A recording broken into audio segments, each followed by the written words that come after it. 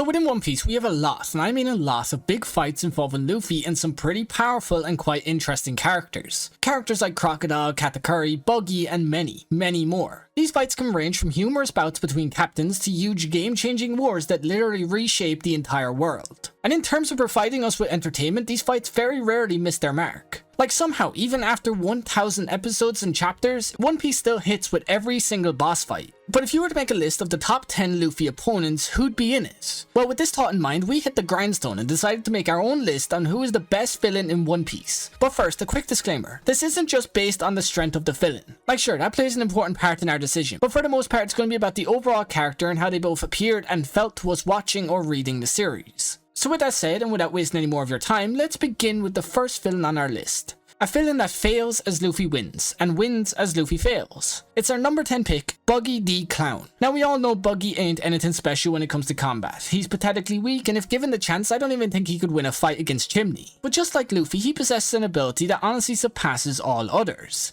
It's the incredibly rare ability to win over almost everyone around you on a battlefield. An ability that Mihawk once stated is Luffy's greatest ability. Granted, this was before Gear 5 and all that wackiness, but even still, it's an incredible ability, because with it, Buggy has amassed one of the biggest fleets in the entire series. And with his past knowledge and sneaky tactics, he has become one of the characters that many believe will one day become the Pirate King. Which when you really think about it, makes Buggy practically Luffy's greatest rival of all, at least in the search for the One Piece. For you see, this clown, aside from maybe Shanks, is the man that is closest to becoming the Pirate King as of right now. And it is for that reason alone that I was contemplating whether or not he should actually be number 1 on this list. Like, he is essentially Luffy's greatest opponent. But at the end of the day, he is still just Buggy the Clown. The guy that, like I said, is potentially weaker than a child. Like yes, he definitely deserves a place on this list, but it's just gotta remain the bottom one for now.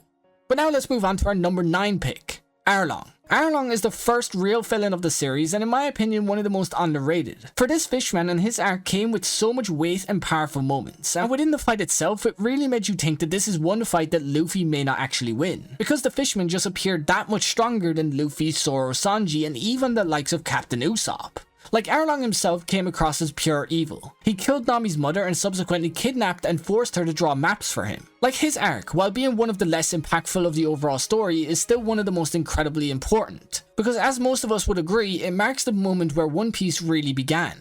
Because up until this arc, One Piece was just kinda dry and very basic. Like none of the prior fights had any weight or impact to them. They felt very fillery. So even despite the fact that Arlong himself isn't all that important or considered powerful anymore, he is still a villain that in my opinion is very deserving of the number 9 slot on this list. But now let's quickly move on to number 8, the God of Lightning, Enel. Enel has always been one of my personal favorite characters and Skypiea is still to this day one of the most important arcs in the entire One Piece story. Like if we're being completely honest, the only arc that kinda tops this one in terms of importance is Egghead. And as of right now, that arc isn't even completed yet. But as for Eneru and why he's number 8 on this list, well that's because despite his obvious weakness to rubber, he is still to this day argued as one of the strongest characters in the entire series. Like this god was the first to display complete control over observational hockey, or as they called it in Skypiea, mantra. His abilities were pure destruction, and even among other Logia fruit users, he is among the most destructive of all. Like in my opinion, if he appeared just a bit later on in the series, then he'd be greatly considered one of the all-time strongest characters full stop. But alas, he was one of the poor souls who suffered the fate of the early introduction. So even despite him being one of my personal favorite characters and one of the strongest in the series, he must remain at number 8 as a One Piece villain.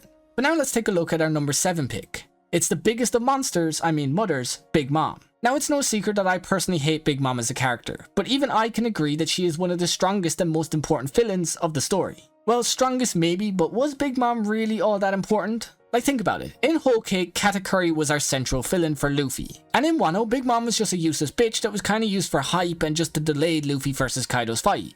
A fight that we will definitely be discussing in just a bit. Like it can't be just me that thinks Big Mom is potentially one of the worst villains in the series. She doesn't contribute to the overall story. She doesn't even have insanely cool moments like Kaido, Katakuri and even Daffy. She is just big and strong. That's it. Like I really tried to place her higher on this list out of respect for her being a Yonko, but it was really impossible. She's barely a character, let alone a villain of importance. So I apologize to that one Big Mom fan out there, but she's gotta remain at number 7 on this list. Moving on, we have number 6, Gecko Moria. I know, I got Moria above Big Mom, which at first does seem a little crazy, but let's be real guys, Big Mom sucks and Luffy's win over Moria is a lot more controversial than you'd like to admit. Because for starters, Oda had to literally write some, let's be real, bullshit with the Nightmare Luffy form. Sure, looking back at how both fruits work, it does make sense, but prior to this form's appearance, Luffy was all but finished in his fight versus Moria. Like in my opinion, Moria is actually extremely powerful, but is always seen as a goofy and weird character because of both his design and how hated Thriller Bark actually is. Like think about it, Moria is the Sung Jin-woo of One Piece. He can quite literally create an army of legends using only shadows. Like let's be real guys, Moria was defeated only because Oda Sensei wrote some ass poo with the revelation that the Rolling Pirates had learned of Moria's ability, and were subsequently storing lots of shadows that they would use on Luffy to help win the fight. They filled them to the brim and marked the birth of one of Luffy's strongest forms, Nightmare Luffy. Like if not for this slight touch of plot armor, Luffy and the others would have most likely lost that day on Thriller Bark. So yeah, as a villain, Moria ranks above Big Mom, at least in my opinion. But now let's quickly move on to the first of our top 5. It's Rob Lucci. Now Rob Lucci and the offense of both Water 7 and Enies Lobby will forever be remembered, because Lucci's betrayal over Luffy and the others was complete perfection.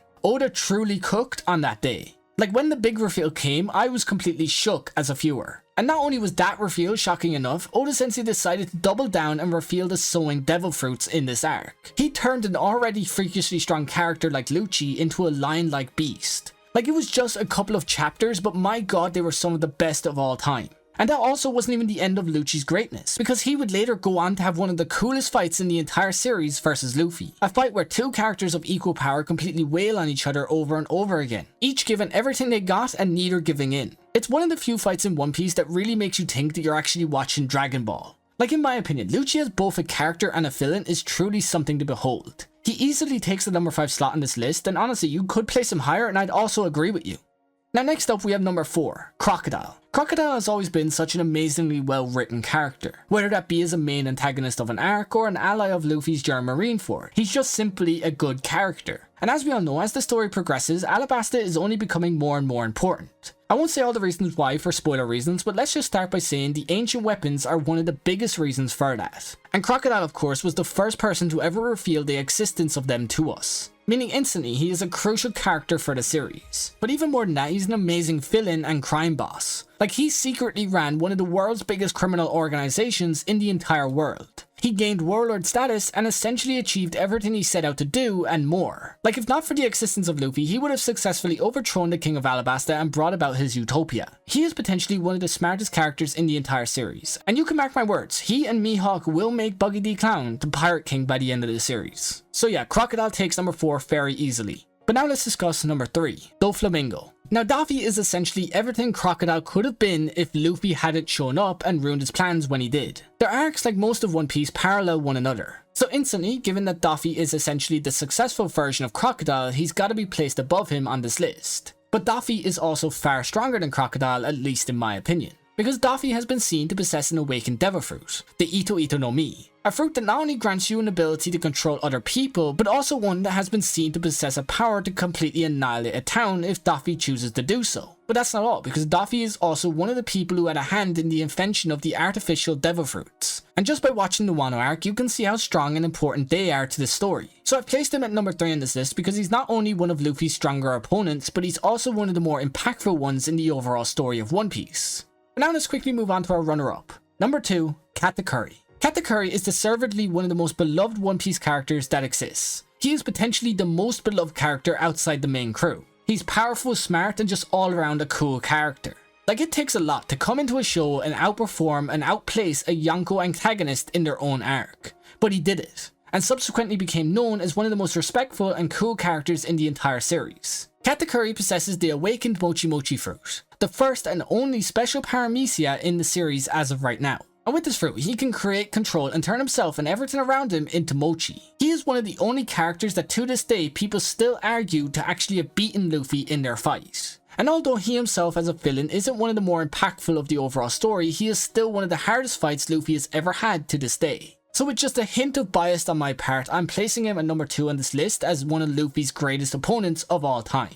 But now let's move on to Luffy's greatest opponent of all. It's the number 1 villain of One Piece, Kaido. Now say what you want about the other characters on this list and how some could have been placed higher or lower than the other ones, but Kaido has gotta be the number 1 slot for almost all of you. Like, this guy isn't just incredibly overpowered, he's also one of the most ruthless and evil characters in the entire series. Like, the only ones more cruel and evil than him are the Celestial Dragons, which honestly says a lot. Kaido was not only Luffy's most difficult fight to date, but also the one opponent that required multiple rematches and a whole new, completely overpowered form to win. Like, that fight versus Gear 5 Luffy will go down in history as one of the biggest and most game-changing ones in not only the series, but in all of anime. So yeah, I've put Kaido at number 1 as the greatest villain of One Piece, and I don't think it's controversial at all. But now, what about you guys? Who do you have as Luffy's greatest opponent? Do you agree with my Kaido pick? Tell me down below. But with that, I'm out. Have a great rest of your day, and peace.